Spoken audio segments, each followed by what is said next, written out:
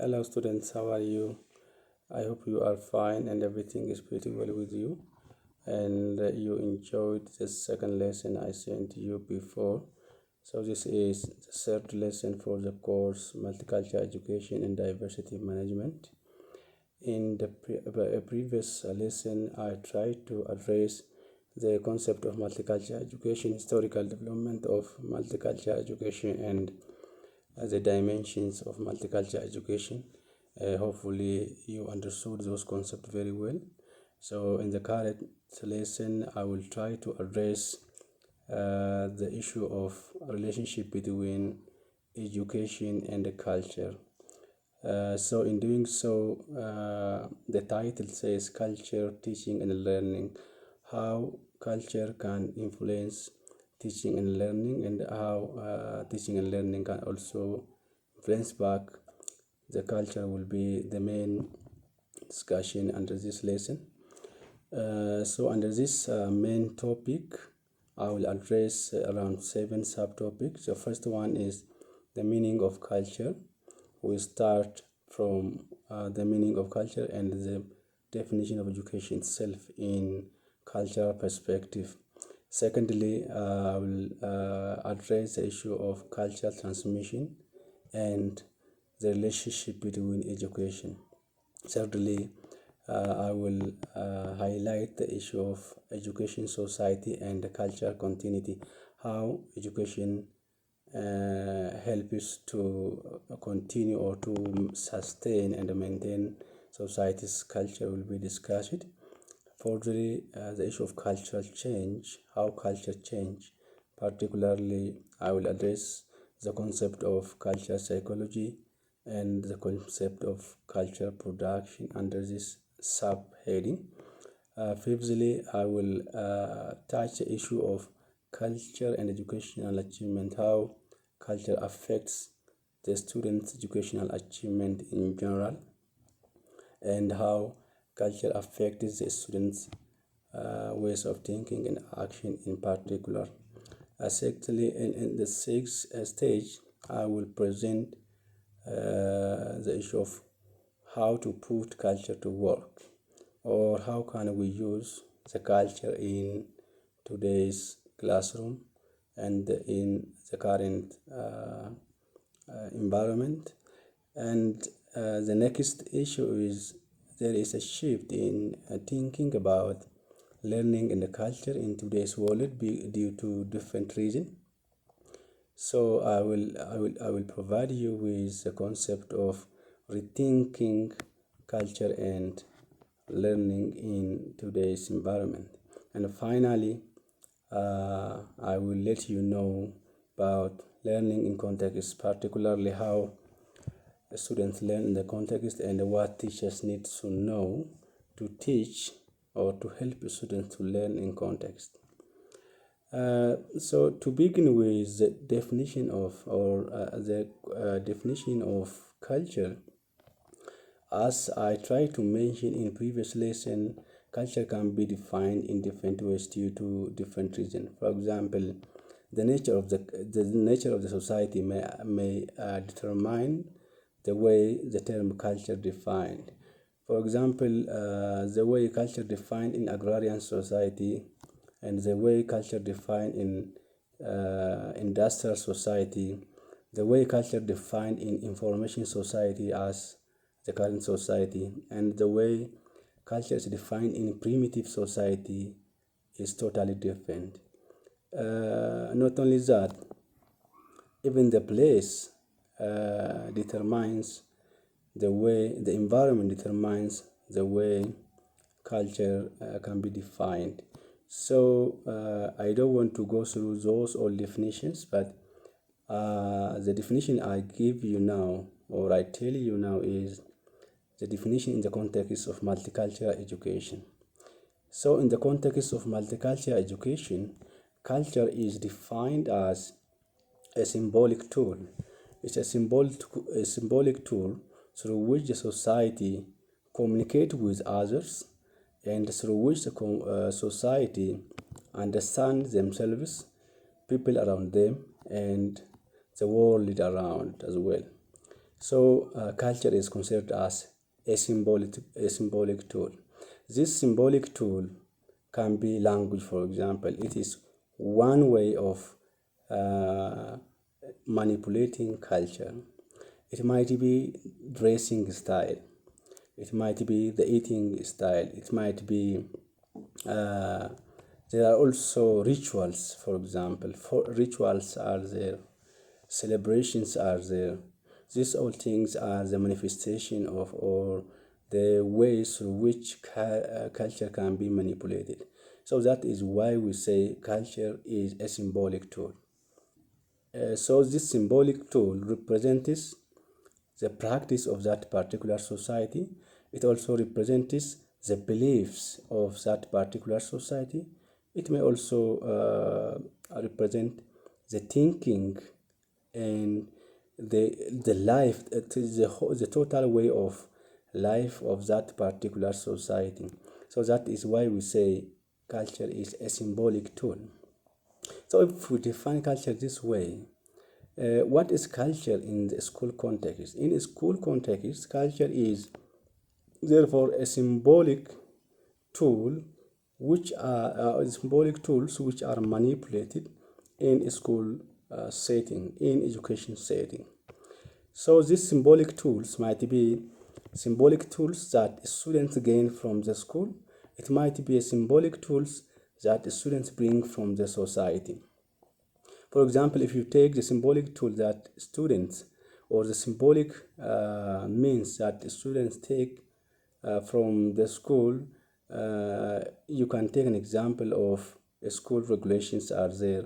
There are school practices, the way teachers behave in the school, celebrations in the school, the way school leaders lead and manage, communicate with the school community. These all things can be even the discipline that is expected from the students and the school community in the school setting can be some of the tools, some of the symbols that the students manipulate or the school community manipulate in the school. Another thing, there are also symbols that the students bring from outside the school. For example, you can take language, you can take the way of thinking, beliefs, and the dressing style, respect for people.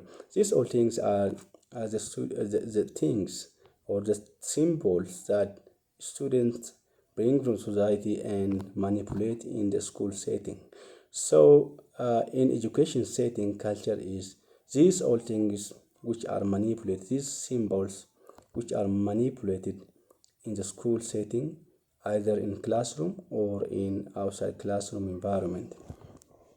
Having said this, therefore, what you have to understand is education is therefore considered as a means of transmitting this knowledge. The knowledge that constructed in the school setting is symbolic because knowledge is constructed by language, knowledge is constructed in the context. Therefore, education helps the society, so helps the students to acquire the knowledge, the symbolic knowledge, to understand the world, to control the world, and also to transform the world. Therefore, education is considered as a means, it's considered as a tool to know this symbolic knowledge. Education is considered as a means not only to know this symbolic knowledge, but also to use this symbolic knowledge to understand the world around them, to control the world, as well as to transform or to improve or change the world. So here is the place where culture and education overlaps. The second issue under this lesson is the issue of culture transmission and education, meaning it says creating culture. So culture can be created through a number of ways. So by creating culture, we mean that it is a continuous process of cultural production.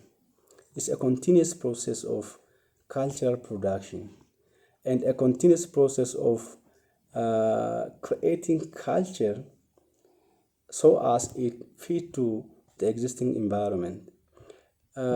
So, how culture can be transmitted from society to society, from generation to generation, I mean.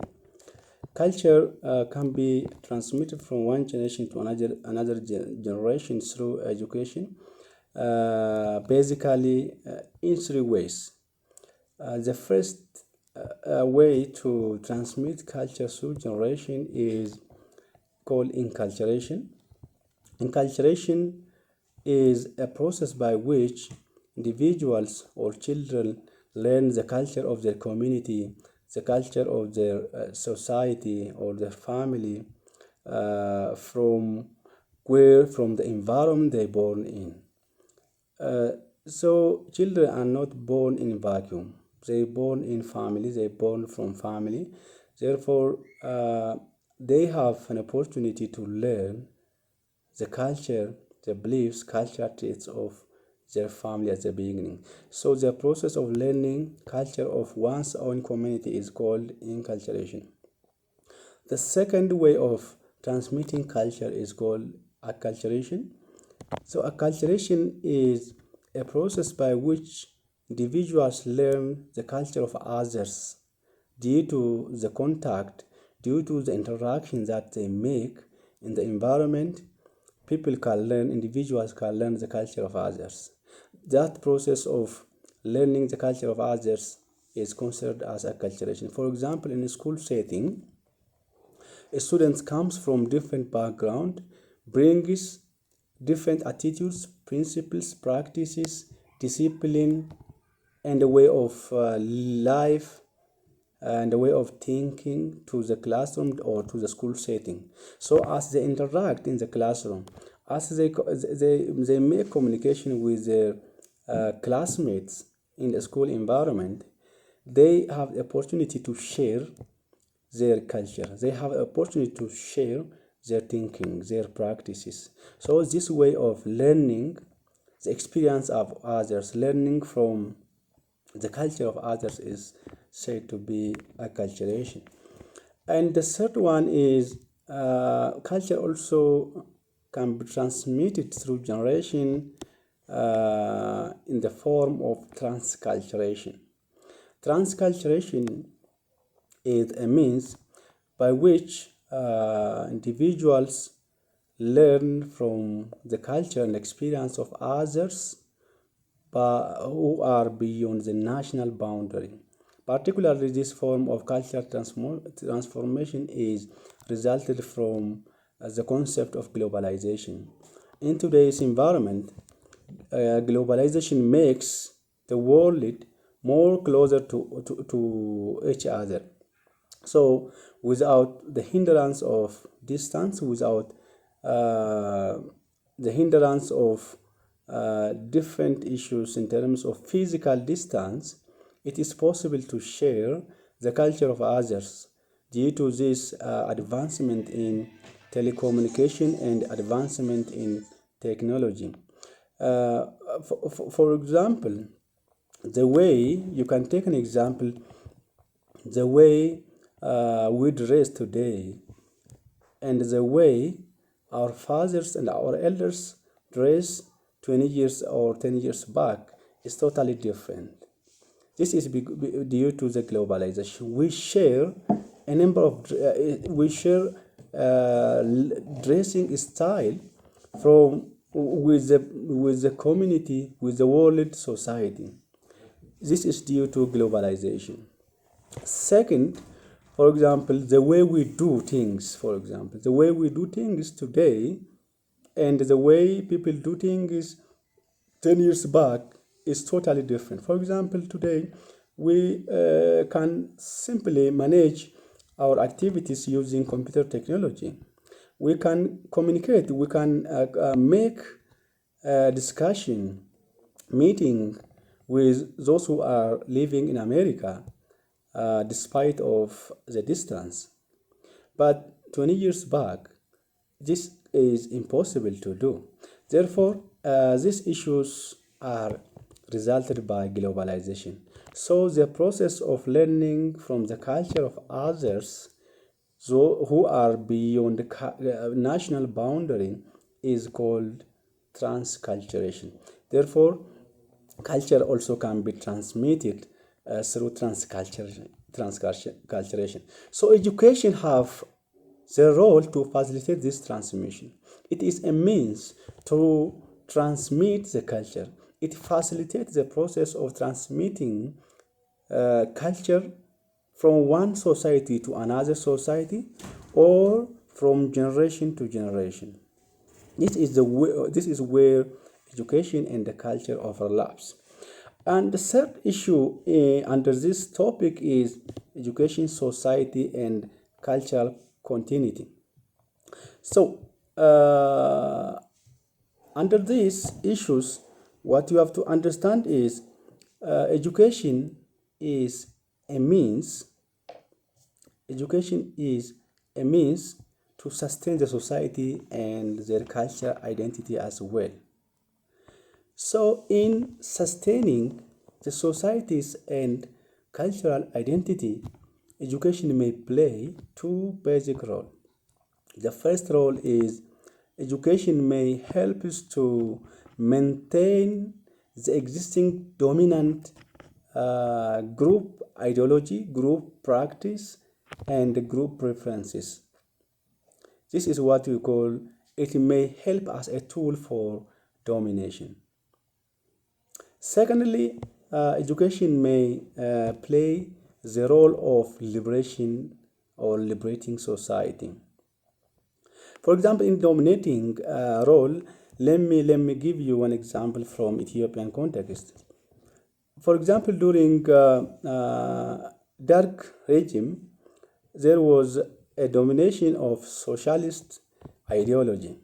So those the principles of socialism and the principles of social ideology were preached through education system during that time. So all things, all practices in the school setting promotes the Marxism and Leninism ideology.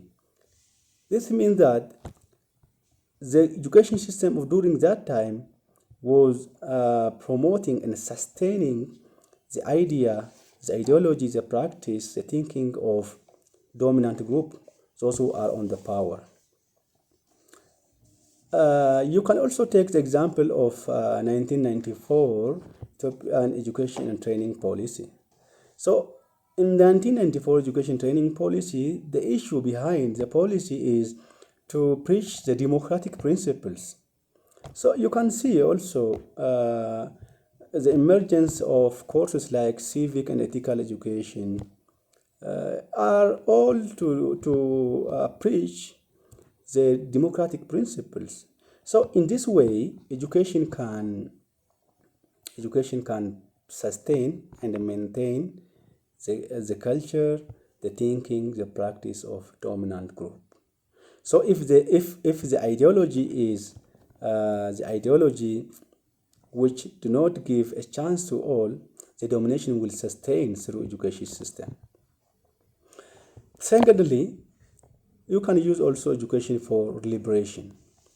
For example, in 1960s, the movement of civil rights was aimed at liberating aware individuals who are discriminated, who are undermined, to know themselves, to ask for their rights, to ask for their benefits, advantages.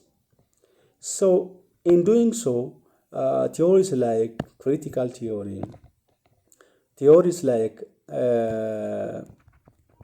multiculturalism, so these theories help individuals to know themselves, to be aware of themselves, and to ask for their rights. So through these theories, world scholars have tried to influence the practices of the world nation in general. So it can also help us to liberate individuals, to liberate the societies.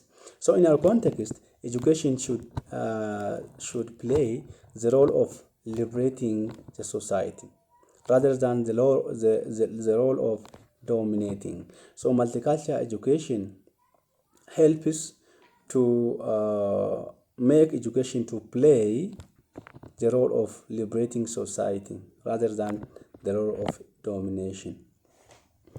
And the fourth one is the issue of cultural change. Culture is not only created, but it is subject to change. So cultural change is a continuous process of cultural modification. Culture can be modified from time to time so that it fits to the existing environment. For example, as I mentioned so far, the way people, even within the same society, for example, if you take Oromo society, the way Oromo people living 20 years back and the way Oromo people are living today is totally different. Even though it shares, even though the idea is not changed, but the way, because of change in environment, because of change in economic status, change in social status, change in political ideology, there is a change also in a way of living in the environment. Therefore, this implies that culture is subject to change. It can be modified from time to time. Harmful practice, cultural practice, will be removed from time to time, whereas very important elements of cultural practice will be sustained.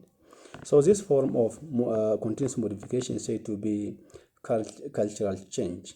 So under this, what I want you to understand is there is a concept of cultural psychology and there is a concept of cultural production. So cultural psychology is a concept comes to put cultural identity as the center of learning process, teaching learning process.